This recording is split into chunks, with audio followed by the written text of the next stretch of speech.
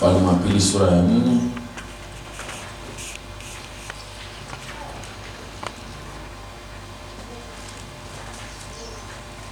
Shika Biblia yako, mwambie Bwana, Biblia hii maandiko haya yatimie kwenye maisha yangu.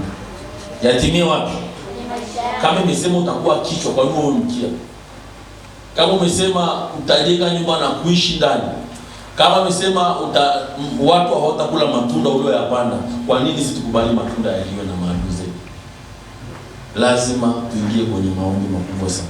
Wafalme wa Pili sura ya 4 kuanzia ule mstari wa 8 pale. Wafalme wa Pili sura ya 4 mstari wa 8. Ndio. Hata ikawa siku moja Elisha alikwenda Shunemu, na huko kulikuwa na mwanamke mmoja mwenye cheo. Naye akamsurutisha aje ale chakula. Ikawa kila alipopita njia ile kuingia kula chakula, yule mwanamke akamwambia mumewe, tazama, mimi naona ya kuwa mtu huyu apitaye kwetu mara kwa mara ni mtu mtakatifu wa Mungu. Ni mtu nani? Ni mtu nani? Mtakatifu. Habari za mwanamke na Elisha. Mwanamke huyu ni kama wewe, au leo muondoe mwanamke mweke mtu yeyote pale, yani kama ni baraka mweke kwenye nafasi. Utaona ni jinsi gani huyu mama alivyo, na ni mwanamke mwenye cheo. Hata ikawa siku moja Elisha alikwenda Shunemu, na huko kulikuwa na mwanamke mmoja mwenye cheo, naye akamshurutisha aje ale chakula. Ikawa kila alipopita njia ile huingia kula chakula. Mwanamke anamshurutisha mtu wa Mungu aje kula nini? Chakula. Anamshurutisha, anamtengenezea mazingira, mambo ya matendo mema, mambo ya kutendeana mema. Wapo kanisani, wapo nje ya kanisa, popote pale, jifunze kujaa matendo mema. Mama huyu aligundua siri ya nabii. Aligundua siri kwamba huyu mtu wa Mungu, hebu anapita hapa kila siku. Kwa nini tu apite wakati mimi ni mtu mwenye cheo na fedha ninayo na mali ninayo? Hebu nimfanyie 1 2 3. Mstari wa ngapi mtumishi pale? Mstari wa 9. Mstari wa 9. Yule mwanamke akamwambia mumewe, tazama, mimi naona ya kuwa mtu huyu apitaye kwetu mara kwa mara ni mtu mtakatifu wa Mungu. Hapo hapo, tazama, mama huyu ni mshauri mzuri, anamshauri mume wake kwa habari ya mtu wa Mungu. Je, leo umeshauri wangapi tuende kanisani? Je, umeshauri wangapi leo tukafanye maombi? Je, leo umeshauri wangapi kwamba hebu tupige magoti tuombe kwa ajili ya hili? Mbona kwenye vikoba tunaitana? Mbona kwenye mambo mengine tunaitana? Kwa nini kitu kizuri usikisababishe wengine pia watupate? Wanasema kizuri sio mke, lakini usema mtume alisema. Na wewe unanisikiliza? Sasa akasema kwamba mke, unasema kizuri. Wanaitwa pesifu. Akamshurutisha, akamwambia, namuona mtu huyu ya kuwa ni mtu wa Mungu. Mama huyu anamshauri mume wake. Wangapi walishauri waume zao kwamba hebu tukamuone mtume jamani, nione mikono yake ikiwa juu? Wangapi muondoa basi, wangapi wameshauri watu hebu tuende kanisani Jumapili? Na unaona pale kama nafanikiwa, naona pale kama nabarikiwa. Angalia sifa za huyu mama. 9.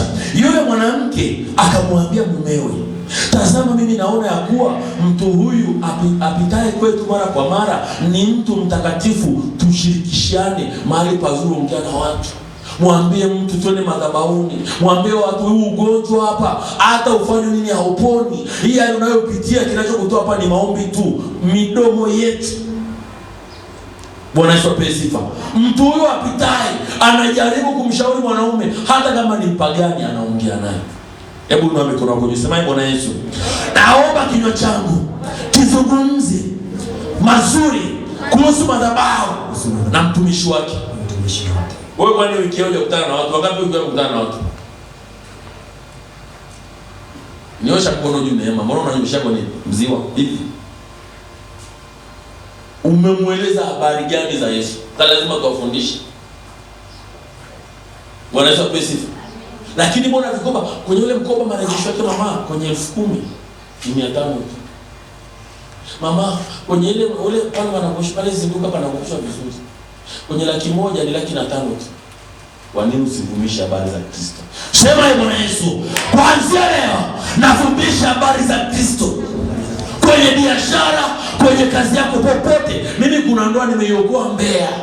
Mwanamke tajiri mwenye cheo kanambia Mtume, niombee baba na ameniacha. Na wameanza vizuri, nishawaambia hapa. Mwenye cheo, mwenye mali, hata kukaa dukani pakawa pakaliki tena. Sasa kwa nakaa dukani anauza hadi paka adui atahesabu. Paa mwenye simu zinaingia tu dukani hajakaa. Mama uko wapi? Acha tu. Uko sehemu nzuri tuongee baba. Nikamwambia ndoa yangu bwana tokea 2000 na ngapi. Ina maana yule mama amejua majibu yake yako wapi. Kaja kantumia kanambia Mtume, baba yule amerudi. Mungu akubariki sana. Ningeficha ile talanta ule mtu angepona. Ile ndoa ingerudi. Fungua kinywa chako. Usikubali maisha haya. Pige Bwana makofi na vigelegele. Makofi zaidi.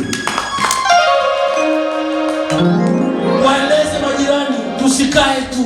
Lazima kama umama amejua huyu mtu ni mzuri, huyu mtu anabariki, huyu mtu anaponya, akamshauri mume wake. Baba, afu shauri hata mwanamume mwambie baba tupeleke jamani sadaka kwa Mtume, tukajenge huduma pale jamani. Tumesikia sisi tuna kiwanja wapi? Unamshauri mwanangu. Unamshauri ndugu zako, unamshauri wangapi walishashauri ndugu zao kwamba tutafute jamani sadaka tupeleke tukajengeni huduma kule Ola City. Wangapi? Hamna hata mmoja. Lakini huyu mama hapa amesema hebu kama teni roho ya huyu mwanamke mshunami, kuna baraka ziko pale na mtaona mama na cheo chake yote alikuwa hapa, mtoto alikuwa tasa. Kumbe unaweza ukaona kila kitu ukawa pengine hauna amani. Unaweza ukaona kila kitu lakini kuna kitu ambacho ni siri yako. Pengine ni mtu na bleed fluids au pengine ni mtu na matatizo, hauna kibali lakini kiko ndani, lakini una fedha. Kilichomwokoa yule mama ni ile tabia njema. Tabia gani? Njema. Akamshauri mume wake. Naona kumbe wanaume kuna saa tunashauriwa. Yaani unashauriwa lakini mazuri. Unashauriwa tufanye hivi. Kumbe baba naye akaenda. Hebu tumjengee. Tuendelee pale mbele utaona mtumishi. Tusome pale mstari wa 10. Tusomeni yote 1, 2, 3. Na kuomba tumfanyie chumba kidogo ukutani, na ndani yake tumwekee kitanda na meza na kiti na kinara cha taa, na itakuwa atujiapo ataingia humo. Wapigie wanawake makofi na vigelegele. Makofi kwa mama zaidi. Makofi zaidi.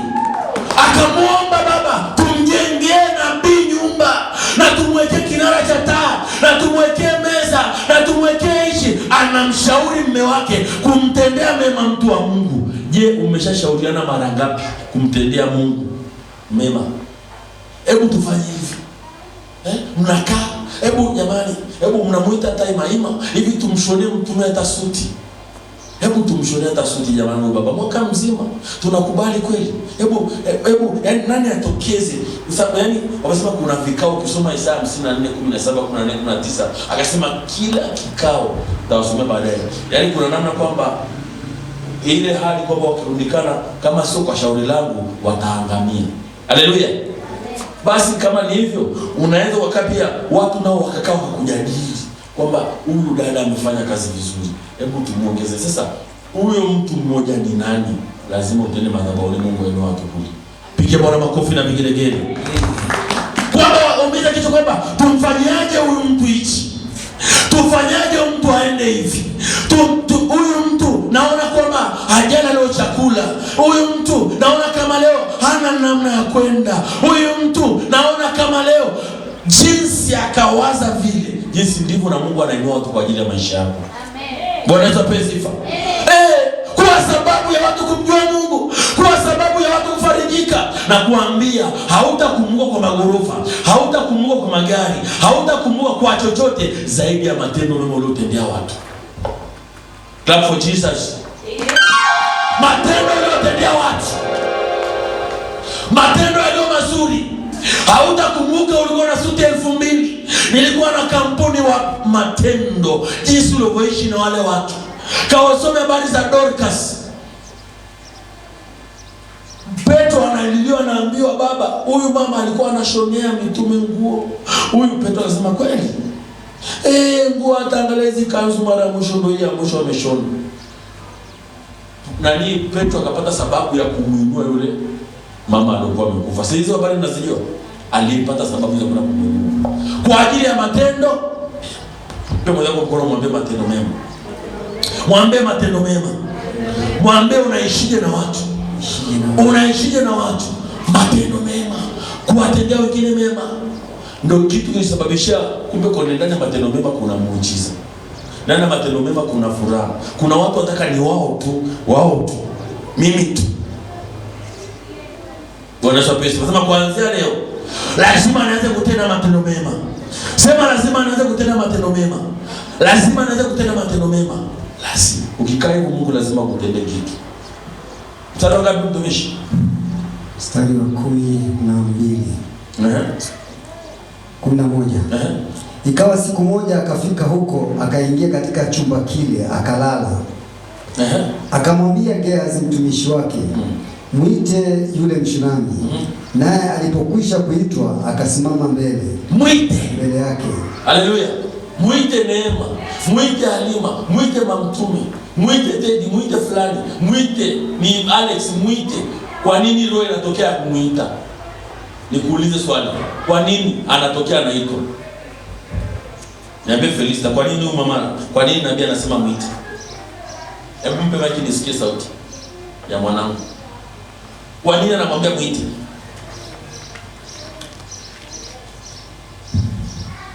Kwa sababu unaona kuna kitu ndani yake. Unaona shauzi. Kwa sababu Bwana Yesu asifiwe. Kwa sababu ameona kuna kitu ndani yake. Kuna kitu? Ndio. Ndani yake. Ndio. Sawa. Mpe nani? Mpe Manuel atujibu. Kwa nini alimuita? Kwa nini mwanabii alisema mwite? Alimuita kwa sababu alimtendea matendo mema. Shout haleluya! Matendo mema. Hata juzi wakati Neema amemshika kwa msimu, nilimpigia simu. Ngakari nikampigia simu. Unaendeleaje mpendwa? I love you so much. I need you. I want you, mommy. How your business is going on? Ana wivu huyo. Anapenda watu wengine. Anapenda nini? Anapenda nini? Auza watu wengi na Mamtume unaona kanikazia songo usinishwe. Kuna umini wangu. Wanaweza pesifa. Matendo mema huwa yanaibua vitu ambavyo hujafanyaje? Hujatarajia. Mimi nakwambia leo nimpe mtu laki. Mtu siku moja nilimpa na sisi soda. Yaani siyo 5. Kwa nimepewa na mimi mahali. Unajua sina roho kushidia. Hawa watumishi wanajua. Sina roho kushidia kitu mimi. Nikaomba chukua. Akazishika zote. Mtumishi, yote hizi ni za kwangu. Yote aamini macho yake. Akafika akanitumia message ndefu. Kwa ajili ya nini? Mwambie mzako wako kuguse, mwambie ili kugusa hapa vipi? Mwambie hapa vipi? Chachamba rudishe. 50 yangu, anajua uchungu wa 50. Anajua uchungu huo. Au rudisha 50 yangu. Mambo wokovu ni huko kanisani. Lakini sio watu wa nuru duniani. Haleluya. Ni watu wengine wa nje. Bwana Yesu asifiwe sifa. Matendo mema, unapomtendea mtu mema, kuna vitu unaweza ukaviamsha vilivyokufa.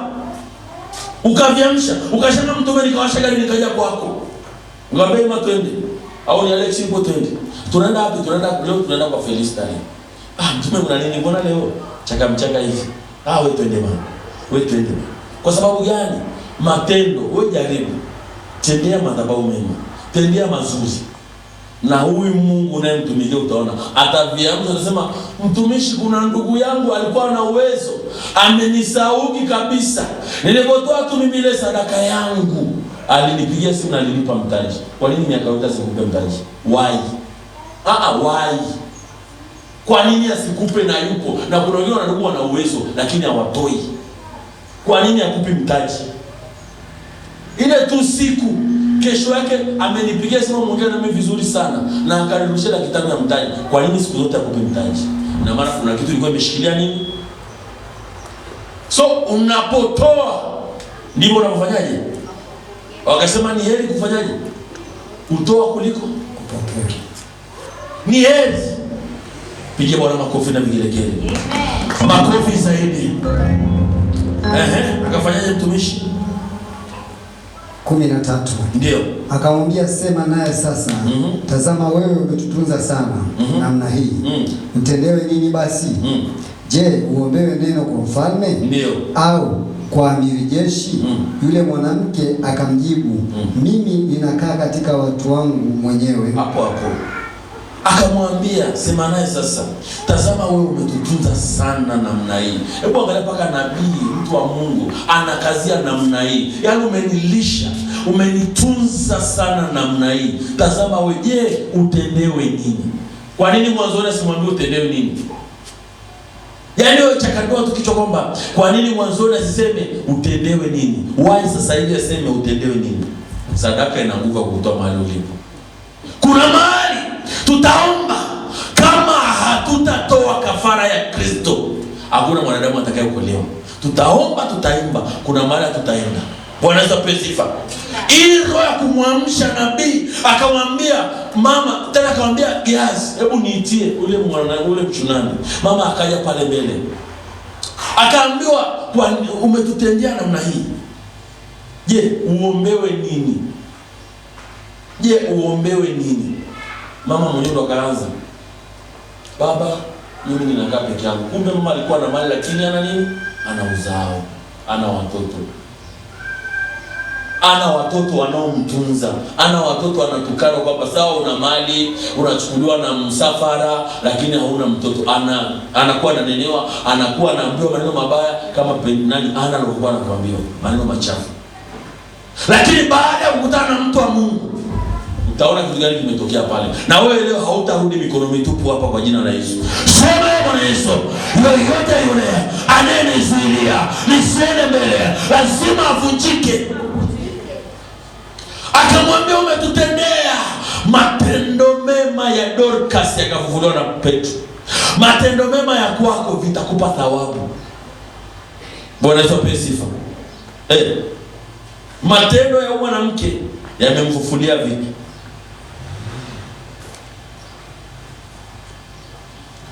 Akamwambia, sema naye sasa. Tazama wewe umetutunza sana namna hii. Utendewe nini basi? Je, uombewe neno kwa mfalme au kwa amiri jeshi, yaani kwa rais? Yule mwanamke akajibu, mimi ninakaa katika watu wangu mwenyewe. Baba, mimi ni tasa. Mimi ninakaa kwenye familia, sina amani. Ni kweli ni getikali, lakini hapa ndani sina amani kwenye hii nyumba. Sina amani na watoto wangu. Watoto wamekuwa ni 1, 2, 3.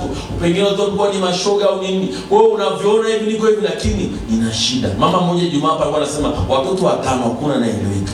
Wengine ni walevu, wengine ni nini. Nikauliza watu, hivi kuna mtu anapenda azaa watoto kama hao hata siku moja? Hakuna mtu anayependa kuzaa watoto kama hao. Lakini shetani anacheza na ile kizazi. Ina maana mama akishachoka, familia imechoka, watoto nao kushine, yani hakuna atakaye kusaidia maisha yako yote. Yaani mama anaweza kafa kwa njaa. Sema Bwana Yesu. Bwana Yesu, nisaidie kutenda matendo mema. Nisaidie kutenda matendo mema. Yakae ndani yako. Matendo mema kwenye kanisa hivi kama unavyoona hivi. Wewe ni mtu akuja hapa kufanya usafi, unafagia, unadeki, unamtunza mtume. Mtume ana mafuta, unampa. Unamwambia mtume, hebu weka gani mafuta. Hebu fanya hivi. Matendo mema yale unajizoesha kutenda matendo mema. Kuna watu hawajui kutendea watu mema. Jamaa yule kazi yule alikuwa anasoma sio kitabu cha Luka. Akasema maana mimi sitendea watu mema wala nini. Kuna watu hawana hulka kutendea watu mema.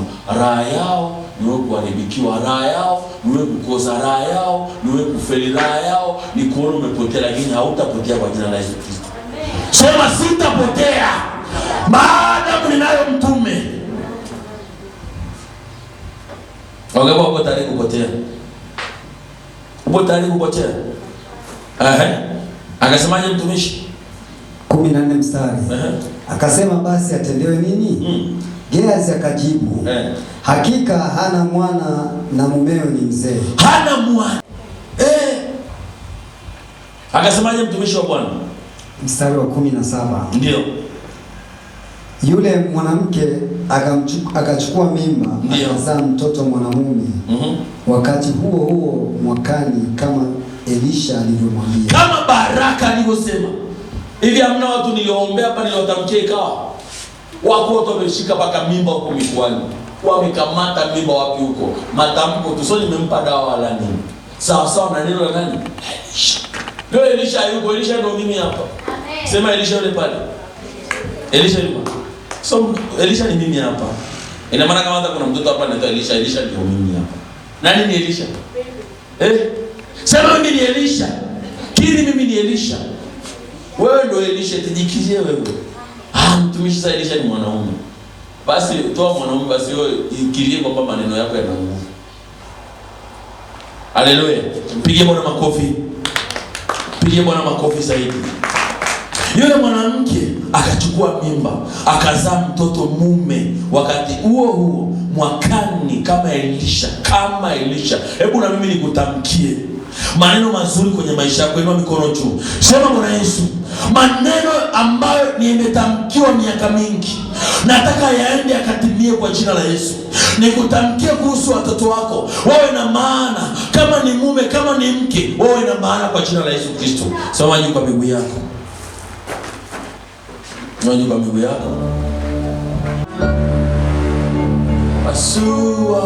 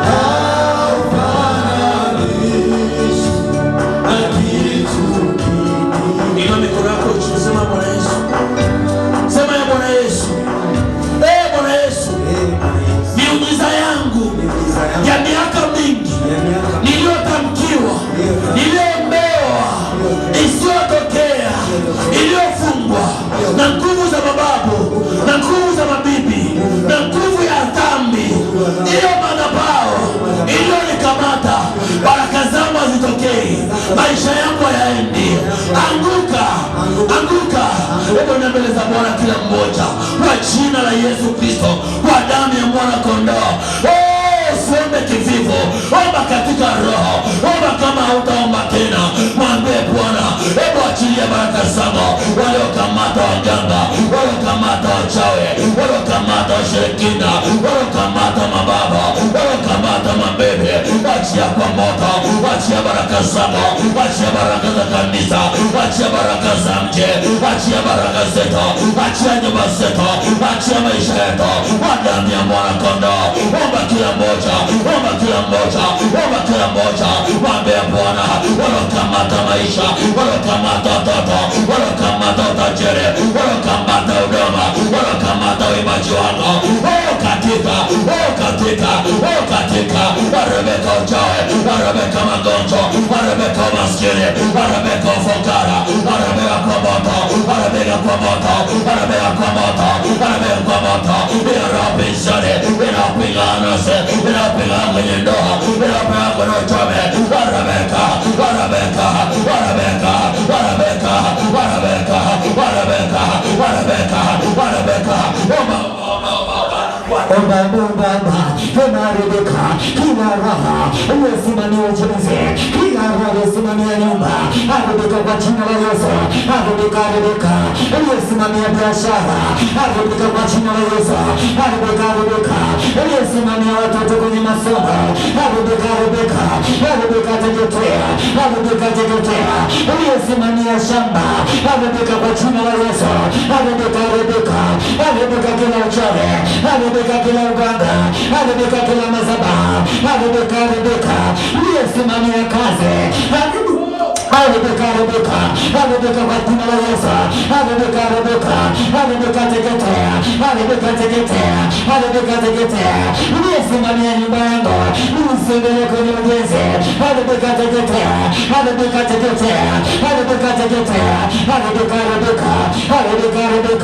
kila uamuzimu wa Rebeka, achia biashara, achia kazi, Rebeka, achia watoto, achia masomo, Rebeka, achia magari, achia mashamba, achia mifugo, achia,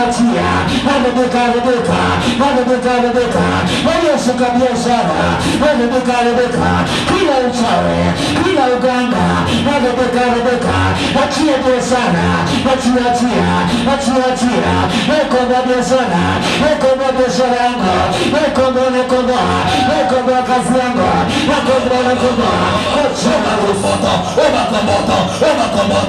matamko ya kichawi, matamko ya giza, matamko ya laana, matamko ya maskini, hiyo tamko ambayo amekutamkia kwa damu ya mwana kondoo.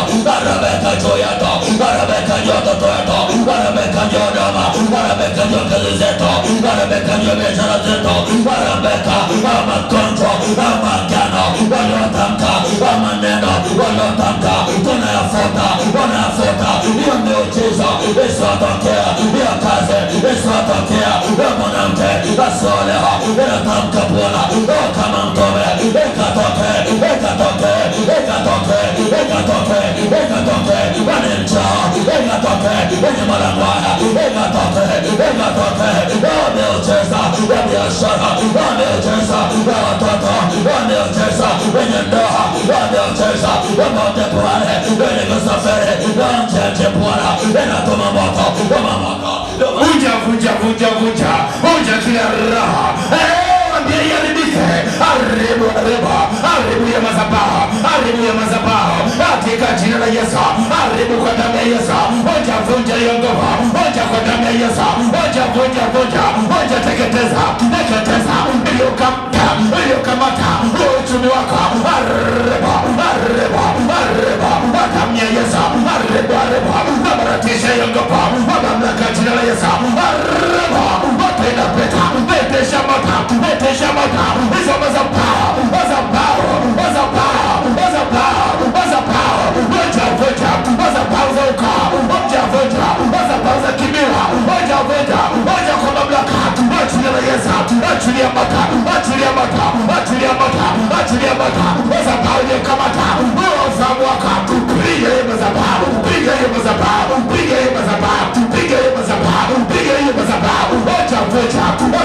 Yesu, mamlaka jina la Yesu, achilia mota, achilia damu ya Yesu, teketeza,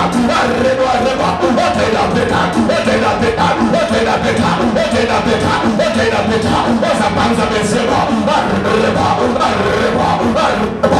teketeza, wakamyeyeza, teketeza, wanamyeyeza, watainapeta, wajaga kanyaga, wajaga kanyaga, wajaga yemgaba, wajaga yemgaba, wabuza kiganga, wajaga kanyaga, wabuza uka, wajaga kanyaga, waribu, maneno yao, wabaratisha, wakamyeyeza, maneno yao, watainapeta, wale maneno, wale kaji yako, watainapeta, watafuta, wata maneno, waliokaa kwenyaga, wata maneno, waliokaa kwenyaga, watamyeyeza, wale maneno, waliokaa kwenye biashara, watainapeta, watainapeta, watainapeta, watainapeta, watainapeta, maneno wamekaa, waje biashara yako, maneno wamekaa, watoto wako, maneno wamekaa, waje ndoa yako, watainapeta, watainapeta, wabaratisha, watainapeta, watainapeta, nyosha mkono wako mbele kwa mtume huko. Sema yoyote alotamka mabaya kwa ajili yangu, kwa ajili ya watoto wangu, kwa ajili ya uzao wangu, kwa ajili ya kazi ya mikono yangu, kwa ajili ya mume wangu, kuanzia leo haribika, haribika. Walotamkia kazi, walotamkia biashara, walotamkia ndoa, walotamkia uhusiano, haribika. Hebu jaribu wama kama kisha ila ambayo pokea, ila ambayo pokea, mama uombe upate, mwambie Bwana nahitaji majibu, nahitaji unipe watu, nahitaji unipe watu wazuri wenye biashara, unipe watu wazuri kwa ajili ya maisha yangu, unipe watu wazuri kwa ajili ya watoto wangu, unipe watu wazuri kwa ajili ya maisha yangu. Inua watu Bwana, inua watu Bwana, hata kwa ajili ya huduma, hata kwa ajili ya maisha yangu, hata kwa ajili ya ule baba, watu wazuri, watu wanaozoelewa na misemo, wanaozoelewa na majeshi huko, wanaozoelewa na mizimu ya miji, Rebeka, wataboa macho, mtamwona ule mama, achia mimba, ya ule mwanamke, achia mimba, ya ule mwanaume, wanaambia Bwana achia, nasema achia, kila mganga, kila uchawi, wanaweza, waganga tunaweza, wao maarifa yao, kwa ujinga na upumbavu, wanaweza, maarifa yao, kwa ni ujinga, kwa jina la Yesu, kila uchawi, kila uganga, waliofanya juu yangu, kila majeshi, waliotuma juu yangu,